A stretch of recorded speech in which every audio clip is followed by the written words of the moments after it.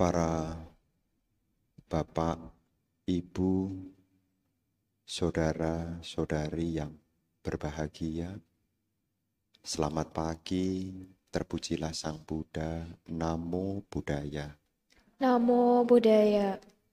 Pada kesempatan pagi hari ini, kita punya dukungan karma baik, yang mana saat ini kita bisa menggunakan sebagian waktu yang kita miliki untuk memperkokoh keyakinan kepada Tiratana.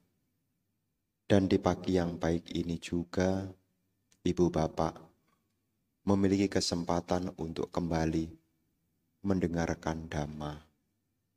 Para Bapak dan Ibu, saudara-saudari sekalian, seringkali kita mendengar, seringkali kita menyimak sehubungan dengan Dhamma ajaran Sang Buddha. Ada sebagian orang punya anggapan, ada sebagian orang punya pemikiran bahwa Dhamma ajaran Sang Buddha ini lebih cocok dipraktekkan oleh para biku ketimbang perumah tangga. Ada salah satu perumah tangga yang berbicara demikian. Tetapi saya katakan tidaklah demikian. Dhamma ajaran Sang Buddha ini cocok bagi siapapun, selama siapapun orang itu punya cetana, punya kehendak untuk mengakhiri penderitaan, dan punya kehendak untuk hidup berbahagia.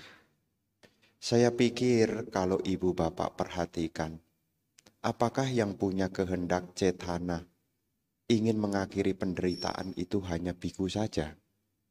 Tentu kan ya tidak. Demikian pula yang ingin hidup bahagia, saya pikir juga tidak hanya biku saja, tetapi juga perumah tangga. Makanya di kesempatan yang lain itu saya sampaikan, Dhamma dipraktekkan, Dhamma dipelajari demi manfaat. Jadi kalau Bapak dan Ibu punya keyakinan kepada Sang Buddha, sebetulnya Bapak dan Ibu jangan sampai tidak mendapat nilai manfaat. Karena Dhamma disampaikan oleh Sang Buddha itu karena nilai kasih sayang. Seperti yang tadi disampaikan di dalam Brahma Sahampati. Brahma Sahampati memohon Dhamma kepada Sang Buddha dengan merangkapkan kedua tangan memohon, ajarkanlah Dhamma demi kasih sayang. Karena ada makhluk-makhluk yang sedikit debu di mata mereka. Jadi Dhamma disampaikan oleh Sang Buddha itu bukan pilih kasih. Tetapi Dhamma disampaikan oleh Sang Buddha ini atas dasar kasih sayang. Makanya kadang-kadang di masyarakat timbul pemikiran yang tidak lengkap kalau mendengarnya juga cuma separuh-separuh. Makanya di sini Ibu Bapak, ketika kita berkeyakinan kepada ajaran Sang Buddha, maka jangan sampai ketinggalan nilai manfaatnya apa. Kenapa demikian? Karena Sang Buddha mengajarkan Dhamma ini secara bertahap. Kalau di dalam praktek, sebelum seseorang praktek lebih jauh, perumah tangga atau para siswa, baik itu biku, upasaka, upasika, diawali dengan yakni pariyati dhamma. Apa itu pariyati dhamma? Mesti belajar. Jadi kalau kita berkeyakinan kepada agama Buddha, supaya dapat nilai manfaatnya, kita yang pertama mesti pariyati, belajar. Yang jadi masalah itu kalau jadi umat Buddha, tidak mau belajar. Ini yang jadi masalah.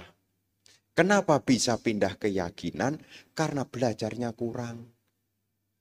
Makanya ibu bapak saudara-saudari sekalian, jangan sampai ketika diajak belajar timbul kemalasan. Karena di masyarakat Buddhis juga ada yang bilang begitu. Yang penting praktek, nggak usah belajar banyak-banyak. Ada enggak yang ngomong begitu? Sudah, yang penting praktek aja.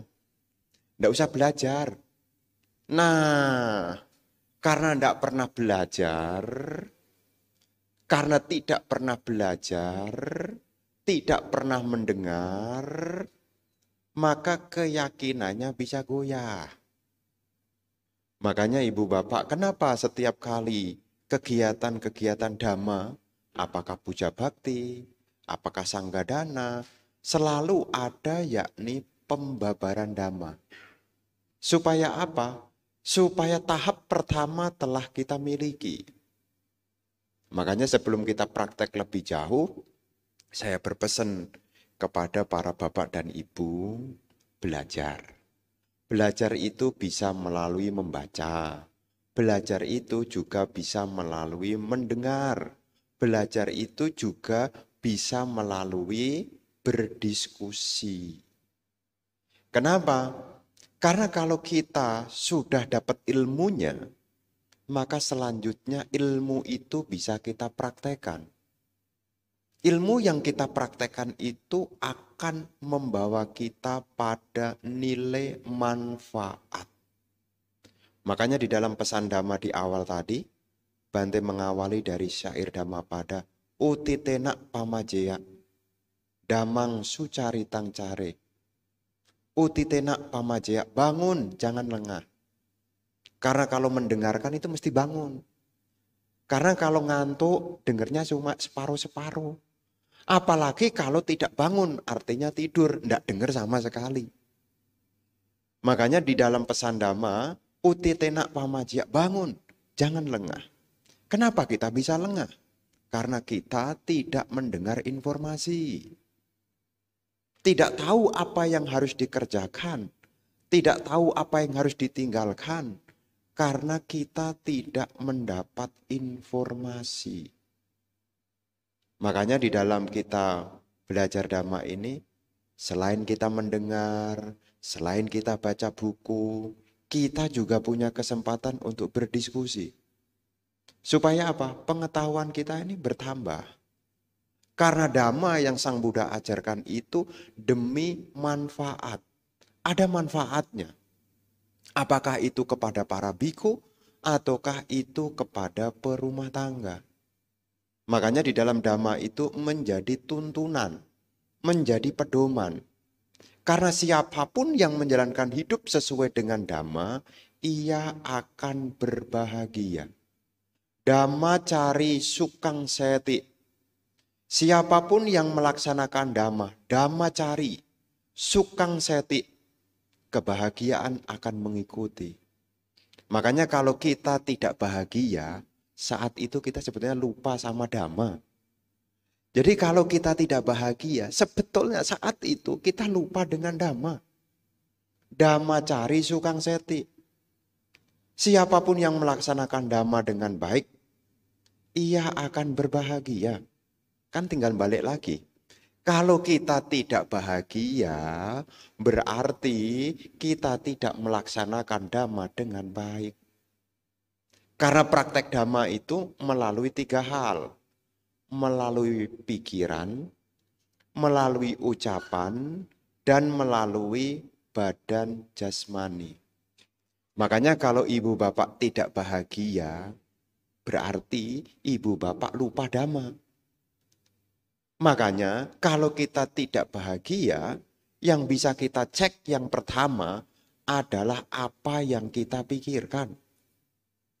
Kenapa orang bersedih? Kenapa orang kecewa? Karena saat itu dia lupa Dhamma. Bahwasanya kehidupan itu tidak kekal. Betul kan ya? Kalau Anda bisa menerima hidup ini yang tidak kekal, mau komplain sama siapa? Kita mau komplain sama siapa? Makanya yang membuat kita menjadi sedih karena kita punya pandangan keliru.